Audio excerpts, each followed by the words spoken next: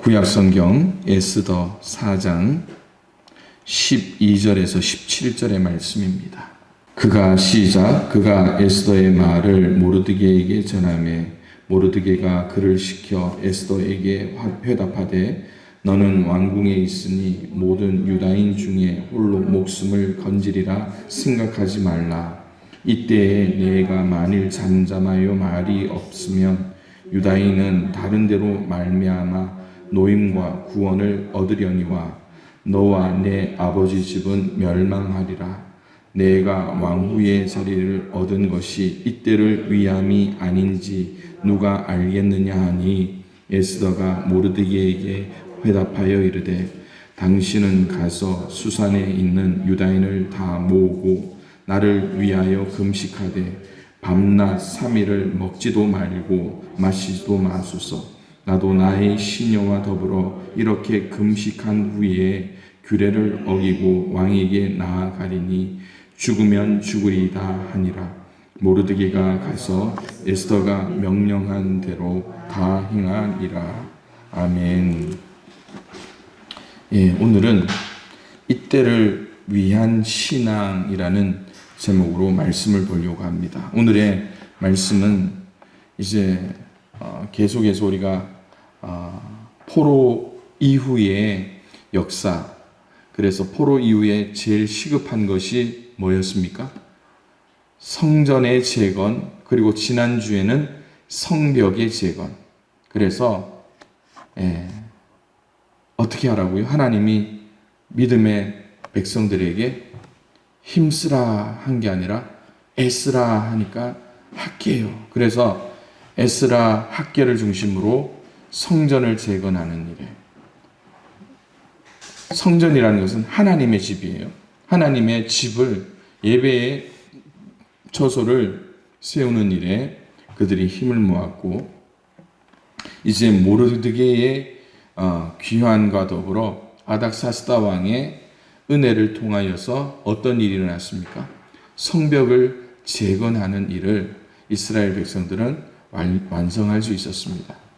그런데 그 중에 이 예루살렘 성벽이 갖는 의미가 우리 속에도 있다라고 말씀을 드렸어요. 왜 이스라엘 백성들은 성벽이 무너지니까 그 성 안에서 거하며 하나님을 예배하는 삶을 사는 것이 참 두려웠던 것 같습니다. 성문도 불에 탔어요. 그랬더니 그들이 이제 이 삶의 온전함과 불안함 속에서 그들이 택한 것은요, 하나님께서 명하신 것들을, 하나님이 금하신 것들을 즐겨 행하는, 그 중에 대표적인 게 뭐라고요? 예배 드리지 않는 삶, 그리고 이방 여인과의 결혼. 그걸 통하여서 그들은 하나님 중심보다 내 삶의 쾌락. 그러면서 그들은 뭘 접합니까?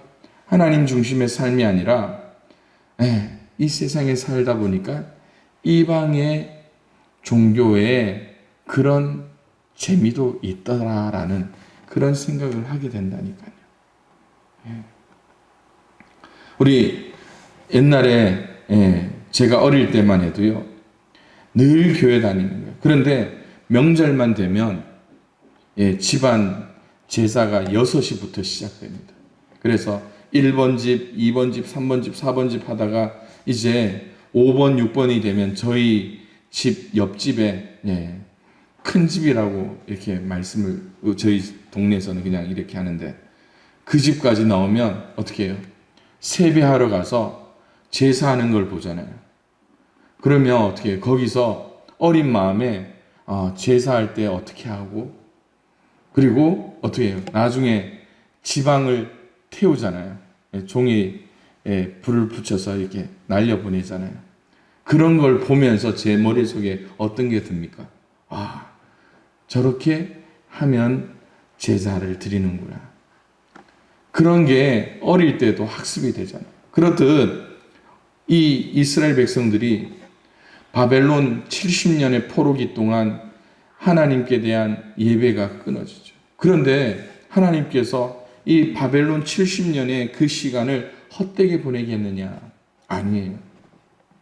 구약 말씀 말라기까지 다 하고 나면 제가 이 신구약 중간기에 한 400년의 시간 동안 어떤 일이 있었는가를 함께 나눌 텐데, 그 중에 첫 단추가 바벨론 70년의 시간 동안 회당이라는 것이 생겼어요.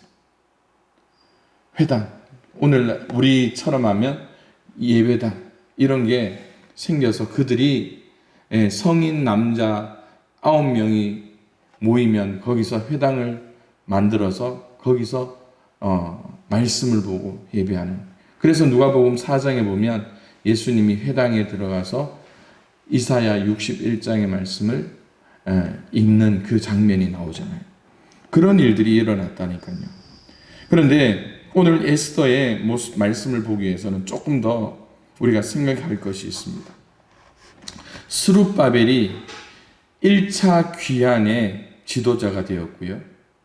에스라가 2차 포로 귀환이 일어났는데, 이제 페르시아 땅에서 큰 민족적인 위기가 맞이하는 그게 바로 오늘 이 에스더에 등장하는 말씀입니다.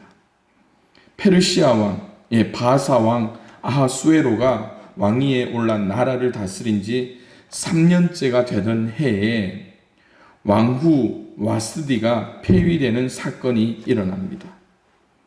어떠한 일인지는 모르지만 정확하게 나타나지는 않지만 아마 왕과 왕후 사이의 내부 갈등으로 일어난 일, 또 이제 앞으로 일어날 에스더와의 관계, 에스더가 죽으면 죽으리라 하면서 어떤 일이 일어납니까?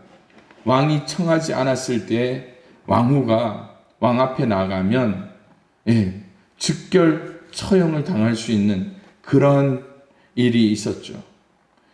왕궁의 법도가 있죠. 그런 걸 볼 때 이 왕후 와스디가 이 왕의 부름이 없을 때 이 왕 앞에 나아갔던 일이 아닌가 하는 생각도 합니다. 이 사건은 이스라엘 민족의 구원을 위한 하나님의 섭리의 시작이었다라는 것을 보게 됩니다. 새로운 왕후 선발 심사를 위해서 전국에서 수많은 처자들이 모여들었을 거 아니에요. 그 중에 한 사람이 바로 에스더였습니다. 비록 포로민 출신이었고 또 부모 없이 사촌인 모르드게의 손에서 살았지만 그는 남들과 다른 게 있었습니다. 다른 게 뭡니까? 신앙 교육을 통하여서 신앙의 지조를 지키고자 한 것입니다.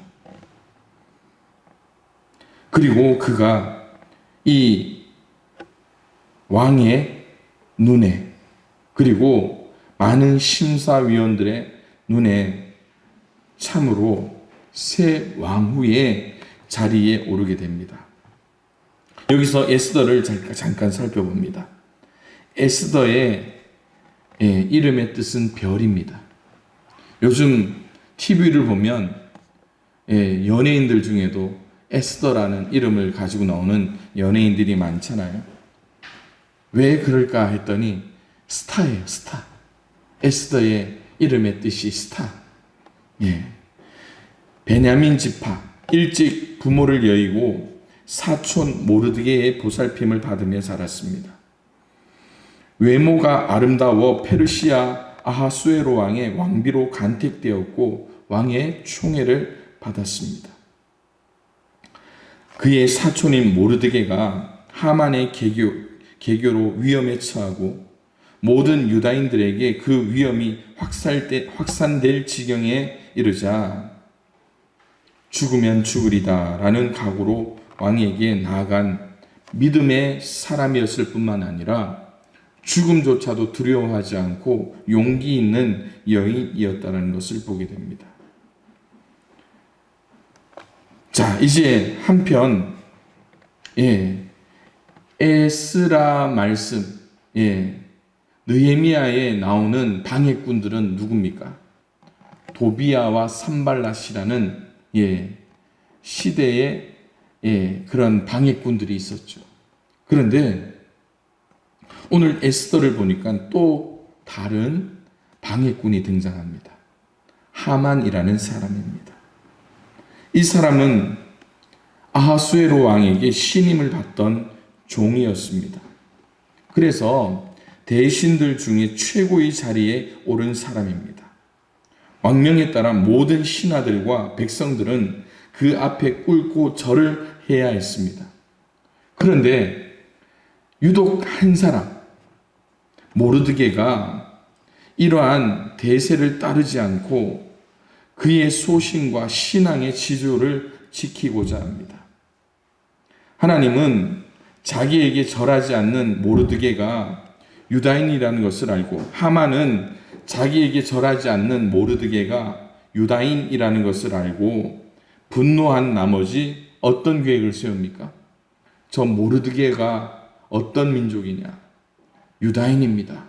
그러면 이 모르드게도 죽이고 모든 유다인도 죽이자. 그래서 에스더 3장 5절 6절에 보니까 하만이 모르드게가 무릎을 꿇지도 아니하고 절하지도 아니함을 보고 매우 노하더니 그들이 모르드게의 민족을 하만에게 알림으로 하만이 모르드게만 죽이는 것이 부족하다고 생각하고 아하수에로의 온 나라에 있는 유다인 곧 모르드게가 민족을 다 멸하고자 하더라.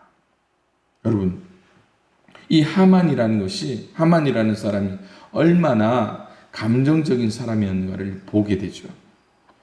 한 사람의 잘못을 가지고 뭐라고 이야기합니까?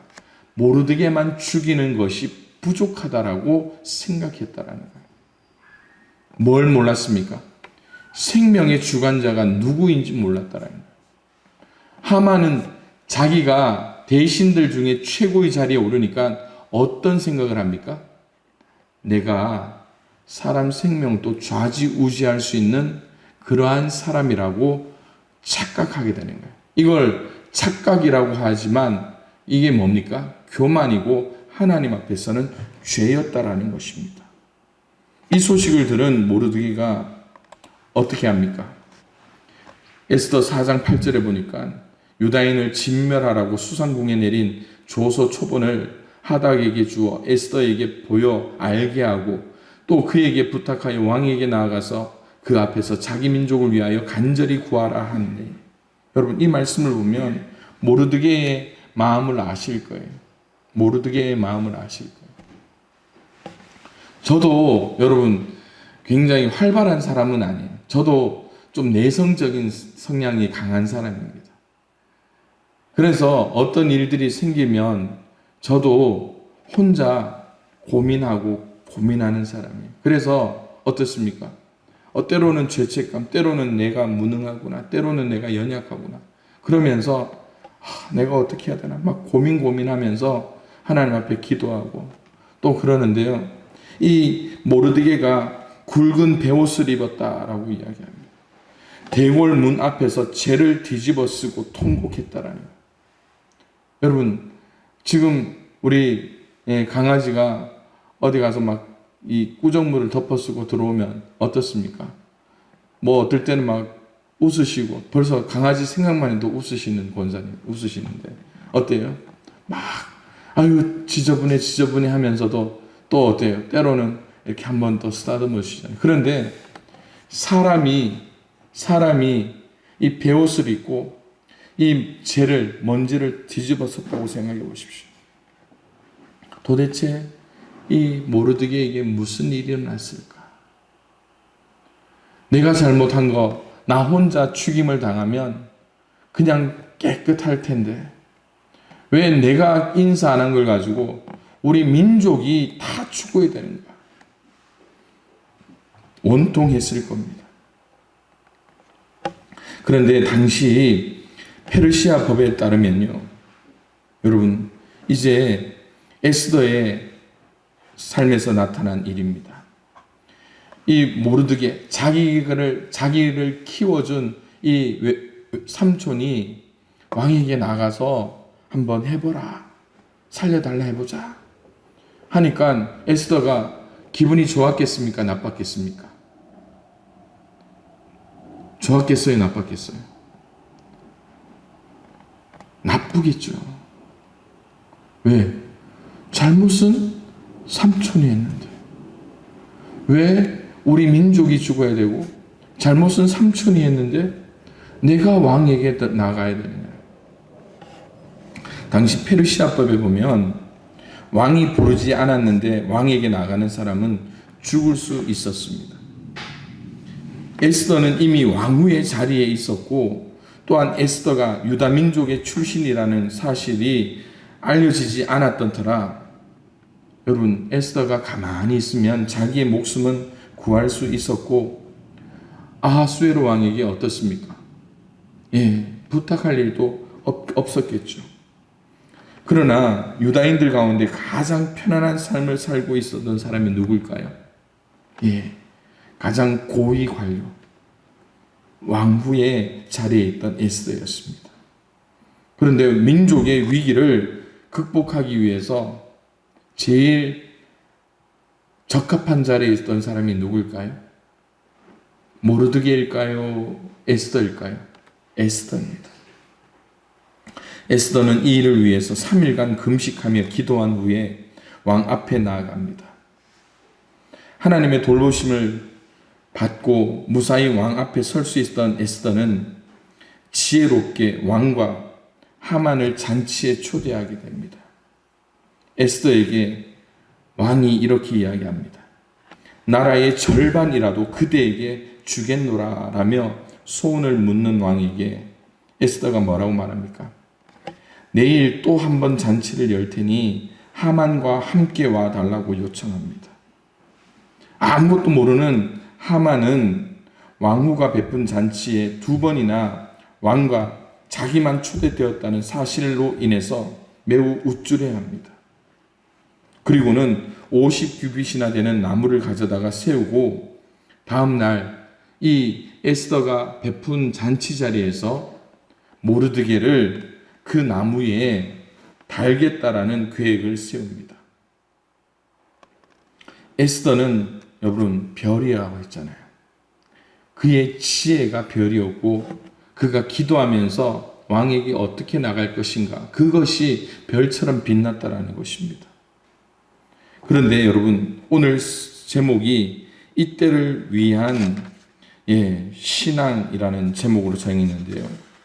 우리가 우리의 믿음이 이때를 위한 신앙의 모습으로 살 때 어떻게 결단할 수 있을까를 생각해 봅니다. 그 첫 번째로요. 나라를 위하여 기도하는 믿음이 바로 이때를 위한 믿음이라는 겁니다.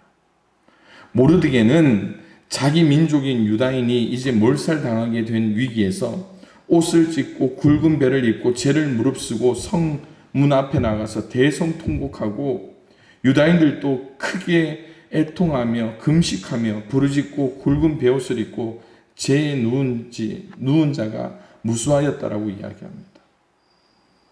이 죽음 처형이 어떤 죽음이었는가 하면 전국의 전 나라에 방을 붙여놓고 유다인들은 그저 죽여도 된다라고 방을 붙인 거잖아요. 누가 나를 공격할지 모르는 그때였습니다. 모르드게에게 원한을 품은 하만이 왕에게 뇌물을 줍니다. 다량의 은을 바침으로 이 유다인을 죽이는 법이 통과가 됩니다. 이제 앞으로 유다인들은 12월 13일이 되면 집단 학살을 당하게 됐다라는 그 사실만으로도 모르드게와 유다인들은요 극한의 슬픔에 빠져서 그냥 그 죽을 날만 기다릴 수밖에 없습니다. 히브리 사람들의 관행은 바로 그렇게 자기의 슬픔을 드러내는 그런 전통이 있었습니다. 특별히 굵은 배를 입고 죄를 뒤집어 쓰는 행위는 하나님 앞에서 자신을 낮추는 것을 상징해요. 나를 비하하는 상징이에요. 그런데 반대의 사람이 있었죠. 누굽니까? 하만입니다. 그는 대신들 중에 최고의 자리, 그리고 왕후가 베푸는 잔치에 2번이나 연속으로 초대받았다라는 그 사실만으로도 우쭐합니다. 그러면서 자신에게 절하지 않은 한 사람을 죽이는 것이 부족하다고 해서 그가 속한 모든 유대인들을 죽이겠노라. 그런데 그것을 왕이 서명을 해줘요. 그의 교만이 하늘을 찌릅니다. 그래서 오늘 겸손히 하나님 앞에 기도하는 것이 얼마나 중요한가를 우리는 깨닫게 됩니다. 왕의 도장이 찍힌 명령이 각도에 이르면서 여기저기 방이 붙기 시작합니다. 유다인들이 크게 애통하고 금식하고 굵은 배를 입고 재에 누운 자가 참 많았습니다. 이처럼 이럴 때에 하나님은 금식 기도를 통하여서 그들에게 하나님의 마음을 움직이도록 하는 거예요. 요엘 1장 14절에 보니까 너희는 금식일을 정하고 성회를 소집하여 장로들과 이 땅의 모든 주민들을 너희 하나님 여호와의 성전으로 모으고 여호와께 부르짖을지어다 라고 말씀합니다. 이와 같은 금식 기도는 여러분 요나서에 보면 니느웨 사람들에게도 일어나고 결과로 멸망당할 뻔한 니느웨가 구원을 받게 됩니다. 이스라엘 민중이 바벨론에서 돌아오기 직전에 에스라가 대중에게 금식 기도를 선포하기도 했습니다. 오늘 이때를 위한 신앙은 바로 우리가 무엇을 바라볼 것인가라는 거예요. 하나님의 시간은 우리의 삶을 통하여서 계속해서 흘러갑니다. 그런데 하나님의 시간은 우리에게 주어진 그 시간은 지나가지만 하나님의 때, 바로 이때라는 것은 하나님만 아는 시간이잖아요. 그럴 때 우리는 어떻게 해야 됩니까? 그때를 우리가 알고 하나님의 그 마음을 움직이며 기도하는 그것이 필요하다는 거예요. 그 하나님의 때에 우리는 나라를 위해서 기도하는 그러한 때가 되어야 된다는 것입니다. 두 번째로 이 때를 통하여서 우리는 사명을 발견할 수가 있어야 됩니다. 에스더는 내시 하닥을 통하여 지금 진행되고 있는 상황과 유대인을 진멸하라고 수산궁에서 내린 조소 처분을 보고 모르드게가 왕에게 나아가서 그 앞에서 자기의 민족을 위하여 간절히 구하도록 하라는 말을 전해 듣습니다. 궁전의 사정 때문에 이 궁중 법도로 인해서 에스더가 부정적으로 말을 합니다. 이에 모르드게는 에스더에게 왕에게 나가서 민족을 위하여 간절히 구하라고 하면서 세 가지 내용을 말합니다. 그때 에스더에게 준 모르드게의 세 가지 내용이 뭔지 아십니까? 첫 번째가 너는 왕궁에 있으니 모든 유대인 중에 홀로 살아남으리라는 생각을 하지 말라는. 너도 뭐라고요? 유대인이라는 거예요. 만일 모른 척하고 가만히 있으면 유대인들은 다른 데로 말미암아 노임과 구원을 얻을 것이지만 너는 궁궐에서 너와 내 집안이 멸망할 것이다 하고 이야기합니다. 이것은 하나님의 구원이 다른 방향으로 흘러갈 수 있지만 하나님은 가만히 있는 사명을 감당하지 않는 사람을 어떻게 한다고요? 징계하실 거라고 말씀합니다. 세 번째가 뭡니까? 네가 왕후가 된 것이 바로 이 위기의 때를 위한 것이라고 이야기합니다. 오늘 우리의 신앙의 자리가 무엇 때문일까요? 여러분들의 신앙은 여러분들의 고난에 처할 때 그때를 위한 것이라는 거예요. 앞서 제가 인터넷으로 한 설교를 듣는데 그 기억에 남는 게 이 이야기입니다. 지난 1월 1일에 왔던 그 조용한 목사님, 여러분 아마 기억하실 거예요. 그 조용한 목사님이 그 후배 목사님들에게 했던 이야기입니다. 이 목사님들이 축구를 하다가 이 운동장에서 두 사람이 부딪히면서 한 사람은 약간의 뇌진탕 증세, 그리고 또 한 사람은 뭐 이렇게 어깨가 탈골되면서 이렇게 넘어졌나 봐요. 그런데 이때 최소 20명의 목사님들이 그 자리에서 있는데 119를 부르라고, 또 누가 이 일의 전문가냐고 서로 묻고 이렇게 좀 시끄러웠다고 합니다. 그런데 그 조용한 목사님이 후배들에게 그런 이야기를 했대요. 여기 다친 사람 2명이고 다 모여있는 사람이 목사인데 기도하는 사람이 왜 한 명도 없냐고 이야기하더래요. 오늘 우리의 삶에서도 마찬가지입니다. 우리가 어려운 일이 있을 때 어떤 생각합니까? 왜 어려운 일이 나에게 닥치느냐라고 불평할 수도 있어요. 그런데 내가 목사가 되고 내가 장로님이 되고 내가 권사님 되고 내가 안수집사님이 됐는데 우리는 기도하지 않는다라는 거예요. 내가 목사가 된 것이 이 위기일 때에 이때를 위한 것이라는 거예요. 오늘 우리의 신앙, 우리의 교회를 한번 되돌아보십시오. 어떠한 일이 생기면 다 누구 탓합니까? 누구 탓할까요? 목사 탓이에요. 맞습니다. 목사 책임이 큽니다. 교회이기 때문에. 여러분의 가정에서 일이 생기면 누구의 책임일까요? 여러분의 가정에 각자의 책임이죠. 그런데 때로는 그 일들이 또 누구에게 책임이 전가됩니까? 목사의 책임이죠. 그런데 여러분 정신 차리십시오. 여러분들이 하나님의 자녀가 된 것 무엇 때문이라고요?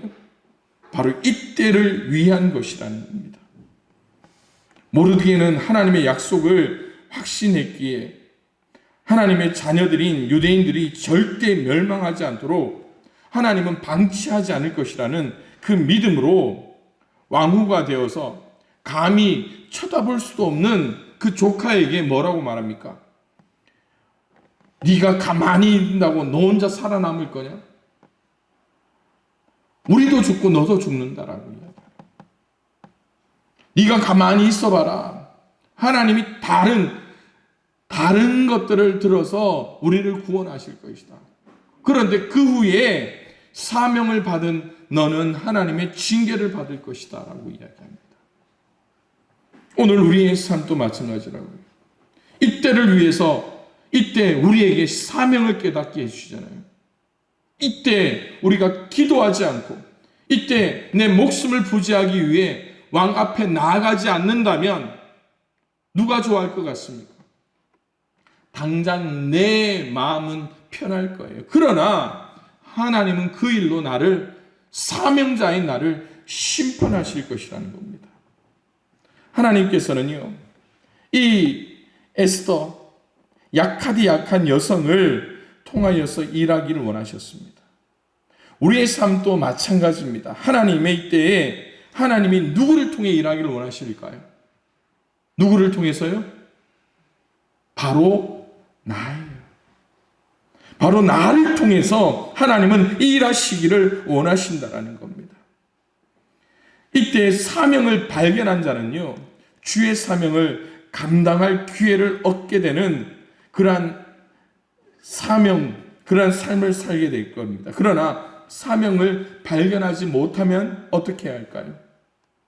나도 죽고 너도 죽고 하나님의 눈밖에 나버리는 거예요. 내가 짐이 가벼워져서 편안할 수는 있지만 그것이 축복이 아니라는 것입니다. 그러기에 이 자리에 있는 사랑하는 성도 여러분, 그리고 온라인을 통하여서 말씀을 듣는 우리 양평교회 성도 여러분, 어려운 때, 시험의 때, 환난의 때에 그것으로 인해서 불평하지 마십시오. 그것을 통하여 우리의 사명을 발견하고 하나님의 그 역사를 움직일 수 있는 믿음의 본이 드러나는 우리 모든 성도들의 삶이 되기를 주님의 이름으로 축원을 드립니다. 마지막으로 이때를 위한 신앙은 결단의 삶을 살게 됩니다.